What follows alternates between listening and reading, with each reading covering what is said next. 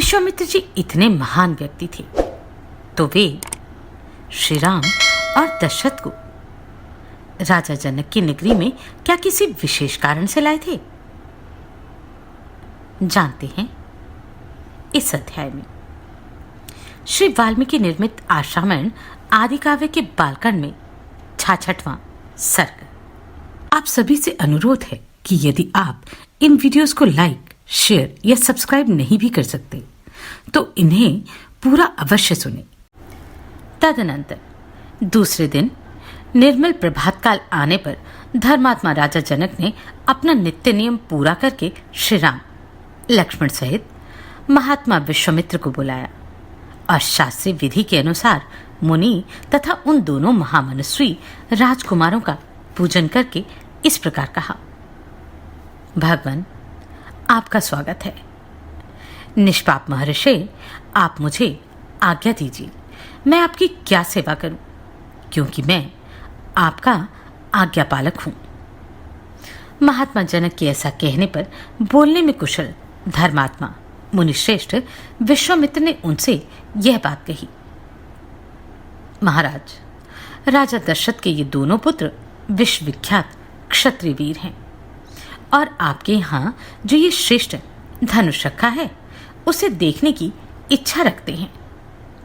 आपका कल्याण हो, वे धनुष इन्हें दिखा दीजिए, इससे इनकी इच्छा पूर्ण हो जाएगी। फिर ये दोनों राजकुमार उस धनुष के दर्शन मात्र से संतुष्ट हो इच्छानुसार अपनी राजधानी को लौट जाएंगे। मुनि के ऐसा कहने पर राजा जनक महामुनि विश्वामित्र से बोले, मुनिवर, इस धनुष का वृतांत सुनिए। जिस उद्देश्य से यह धनुष यहां रखा गया है वह सब बताता हूं। भगवान, निमि के ज्येष्ठ पुत्र राजा देवरात के नाम से विख्यात थे। उन्हीं महात्मा के हाथों में यह धनुष धनुहर के रूप में रखा गया था।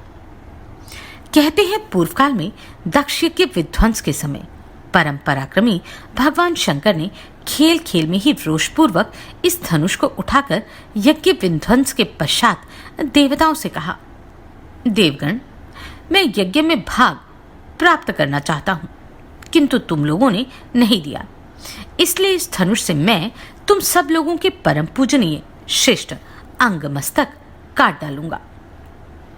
मुनिश्रेष्ठ, यह सुनकर संपूर्ण देवता उदास हो गए और स्तुति के द्वारा देवादिदेव महादेव जी को प्रसन्न करने लगे।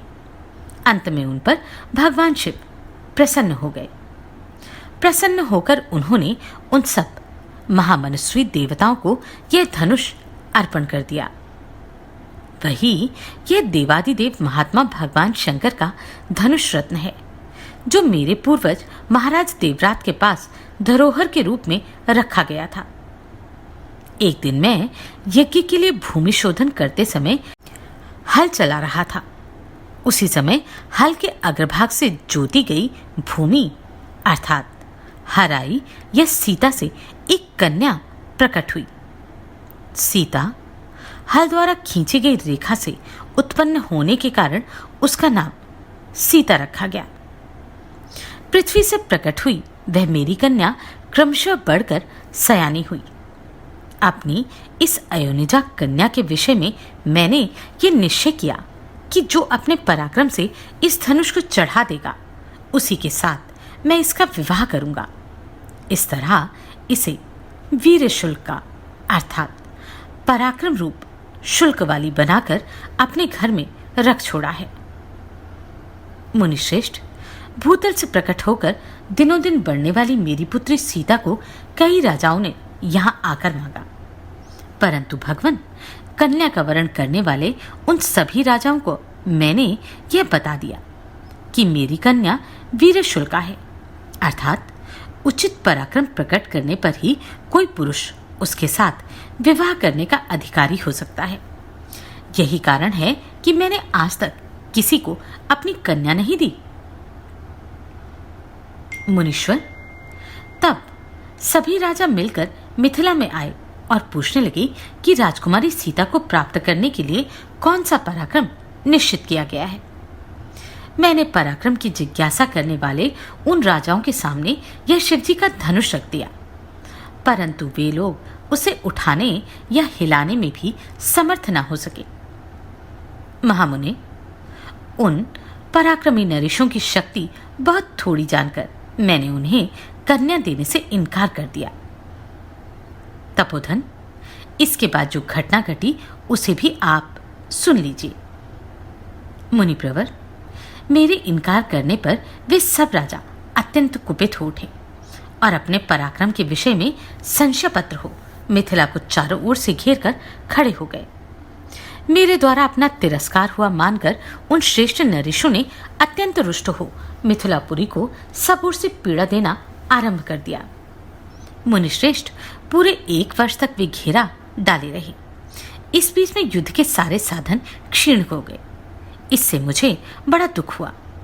तब मैंने तपस्या के द्वारा समस्त देवताओं को प्रसन्न करने की चेष्टा की। देवता बहुत प्रसन्न हुए और उन्होंने मुझे चतुरंगिणी सेना प्रदान की। फिर तो हमारे सैनिकों की मार खाकर वे सभी पापाचारी राजा जो बलहीन थे अथवा जिनके बलवान होने में संदेह था, मंत्रियों सहित भागकर विभिन्न दिशाओं में चले गए।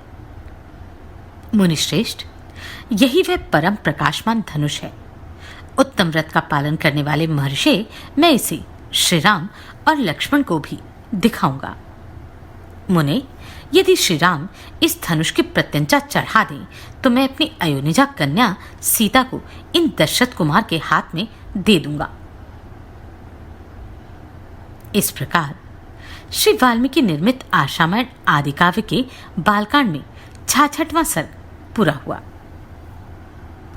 आप सभी को कोटि कोटि साधुवाद। आपने इन वीडियोस को इतना प्रेम दिया। नमस्कार, मैं आभा शर्मा जावास। यदि आपको मेरा ये प्रयत्न सराहनीय लगा हो तो मुझे सब्सक्राइब करके प्रोत्साहित करें।